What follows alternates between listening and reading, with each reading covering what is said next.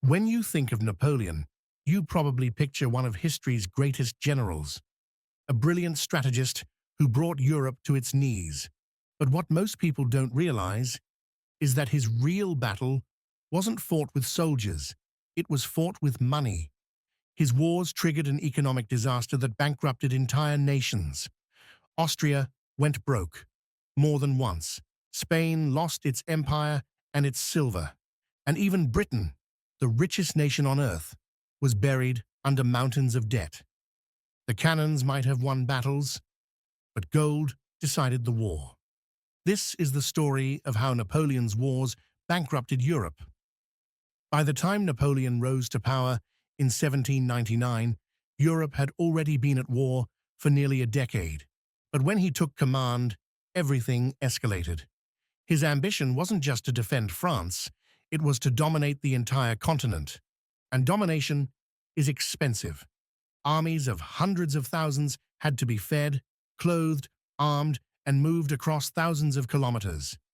Every campaign cost millions. In today's money, billions.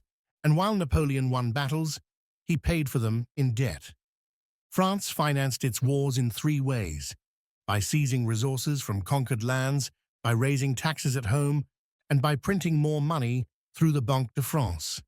At first, it worked. Victories brought loot, and loot kept the machine running. But as the wars dragged on, the spoils dried up, and the bills kept coming. Other nations were forced to follow his example. Austria borrowed from foreign banks, mortgaged its future, and even melted church silver to pay its troops. Prussia drained its treasury, and Spain, it lost control of its American colonies, its main source of income. By 1810, Europe wasn't just at war with Napoleon, it was at war with bankruptcy. Behind the smoke and glory, the real casualties were national economies, collapsing under the weight of endless war. While the rest of Europe was bleeding money on the battlefield, one nation was quietly turning war into business: Britain. Unlike France or Austria, Britain didn't rely on land conquests to pay for its wars. It relied on credit and confidence. The British government had something no one else did: a modern banking system. The Bank of England, founded more than a century earlier, became the engine of war finance. Whenever Britain needed money, it simply borrowed, issuing bonds bought by merchants, bankers, and ordinary citizens who trusted the crown to pay them back. This was revolutionary. While Napoleon looted his neighbors to fund his armies, Britain raised money by selling debt. And because investors trusted the pound, they were willing to lend more, and more, and more. Between 1793 and 1815, Britain's national debt tripled. But unlike the collapsing economies on the continent, London's system held strong. Why? Because that debt wasn't a weakness, it was a weapon. Britain used its vast financial power to bankroll its allies.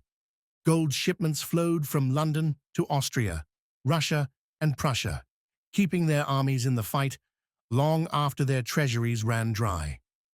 This became known as the subsidy system. Britain paid others to keep fighting Napoleon. In other words, while France fought with soldiers, Britain fought with shillings. And money, unlike men, never ran out of courage. By turning finance into firepower, Britain was slowly buying victory, one loan at a time.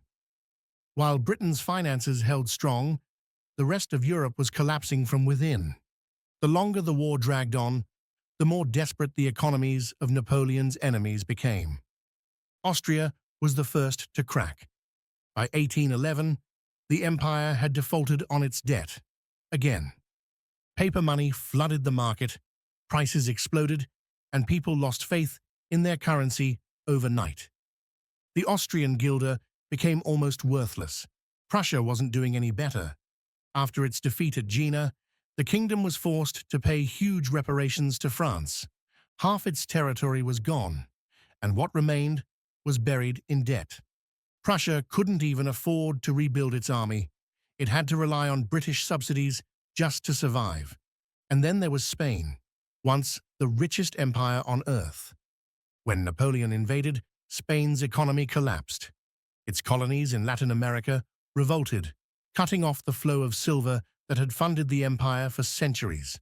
By the time the war ended, Spain was broken, politically, militarily, and financially. Even France, the great conqueror, was running on fumes. The constant campaigns drained its treasury, and inflation started to eat away at the French franc. Every victory cost more than it was worth. Across the continent, war had turned kings into debtors and empires into beggars. Europe wasn't just fighting Napoleon, it was fighting insolvency. By 1814, the cannons fell silent. But the silence that followed wasn't peace. It was exhaustion. An entire continent stood victorious and bankrupt. When the smoke of Napoleon's wars finally cleared in 1815, Europe was unrecognizable. Empires had fallen, currencies had collapsed, but something new was beginning to rise. A modern financial world. At the Congress of Vienna, the great powers of Europe gathered to rebuild order. Not just political order, but financial order. They realized that wars could no longer be won or even survived without stable credit, organized taxation, and strong central banks. Britain emerged as the clear winner, not because it conquered more land, but because it mastered money. London became the financial capital of the world.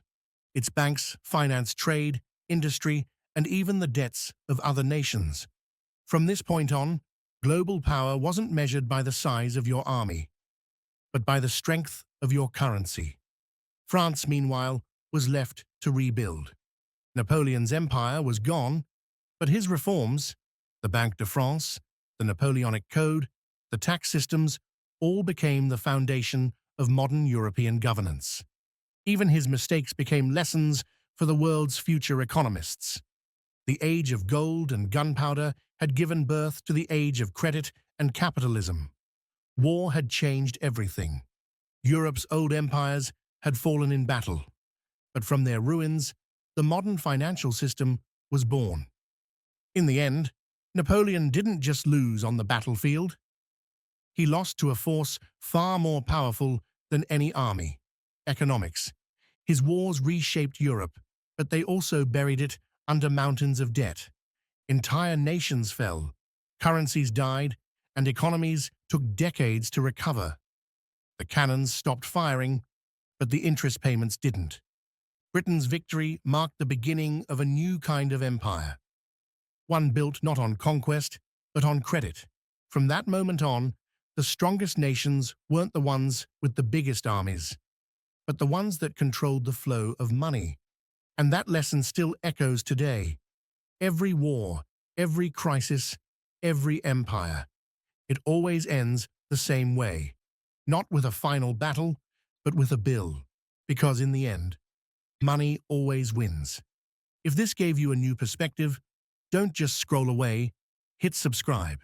This is Economic Chronicles, where history exposes the present and the future is written in the lessons we refuse to learn.